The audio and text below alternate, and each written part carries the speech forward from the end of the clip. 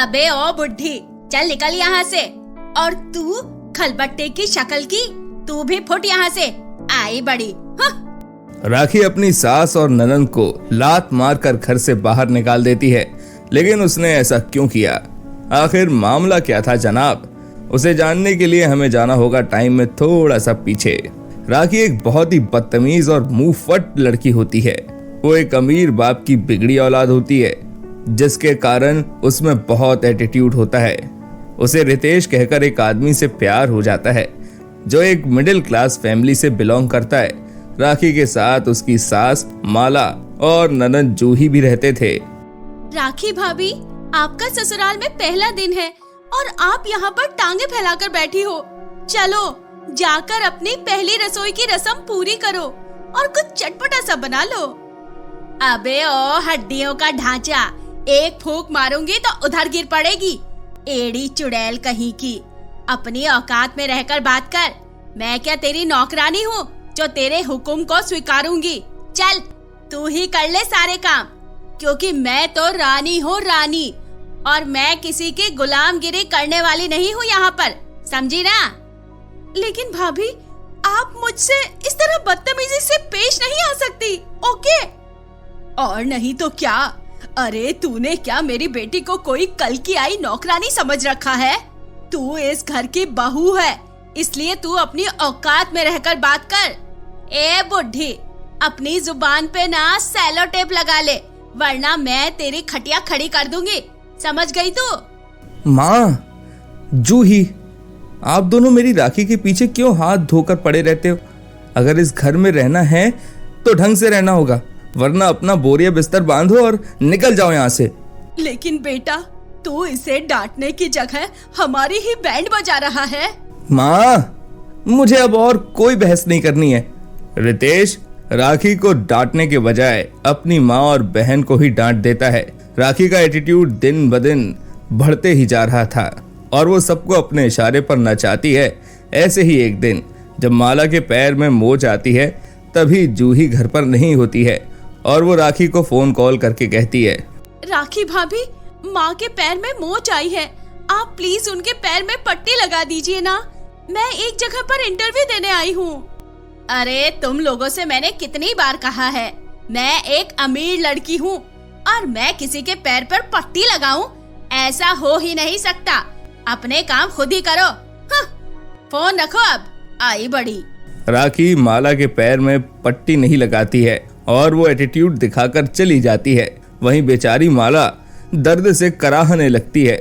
राखी दिन भर अपने कमरे में बस महंगे महंगे छोटे छोटे कपड़े पहनकर वीडियोस शूट करती और घर का कोई भी काम धाम नहीं किया करती, जिसके कारण सारा काम माला और जूही को ही करना पड़ता था और रितेश भी राखी को जरा भी नहीं डांटता था। एक दिन जब राखी के ससुराल में उसकी सहेलियां आती हैं, तभी हेलो फ्रेंड्स, ये देखो, ये दोनों मेरी न्यू नौकरानीज है, माला और जूही। दोनों बहुत अच्छा काम करती है और बहुत गरीब है। ओ कम ऑन नाखी, तू तो हमें हंसा हंसा कर मार ही डालेगी, सच में। राखी की सहेलियां उसकी सास और ननंद पर बहुत हंसते हैं, जिसके वजह से माला और जूही को बहुत दुख होता है और वो दोनों बहुत रोते हैं। ओ मैडम, अब तुम दोनों अपना रोना धोना बंद करके घर के काम भी कर लो। तुम्हें के यहाँ मुफ्त की रोटियां तोड़ने के लिए नहीं रखा है मैंने। बस राखी, तुम्हारे एटीट्यूड को अपने पास ही रखो, हम तुम्हारा कोई काम नहीं करेंगे। हाँ भाभी, ये हमारा घर है और हमें भी चैन से जीने का पूरा हक है। राखी को बहुत गुस्सा आता है। तुम दोनों की तो ऐसी की तैसी। राखी अपनी सास माला और ननंद जूही को लात मारकर घर से बाहर निकाल देती है और बेचारी माला और जूही दोनों रास्ते पर दर दर भटकने लगती हैं। जूही को एक जगह पर नौकरी मिलती है और अब वो दोनों माँ बेटी एक छोटे से किराए के मकान में रहने लगते हैं और चैन से अपनी जिंदगी गुजारने लगते हैं और इसी तरह वो दोनों खुशी से रहने लगते हैं। वहीं रितेश और राखी अकेले अपनी जिंदगी जी रहे होते हैं, लेकिन कुछ दिनों के बाद राखी के पिता का बिजनेस लॉस में चला जाता है और राखी भी पूरी तरह कंगाल हो जाती है। तभी राखी का सारा एटीट्यूड चला जाता है और उसे अपनी गलतियों का एहसास होने लगता है। मैंने बहुत बड़ी गलती कर दी है। मेरे एटीट्यूड के कारण ही मेरी बर्बादी हुई है। मुझे मेरे कुकर्मों की सजा मिल गई है।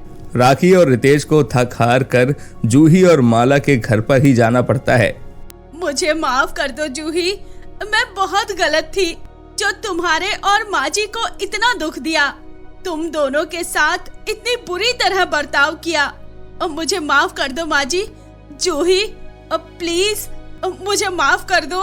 राखी जूही और माला के सामने फूट फूट कर रोती है और तभी जूही और माला उसे माफ कर देते हैं। कोई बात नहीं राखी बहू, तुझे वक्त रहते ही अपनी गलतियों का एहसास हो गया।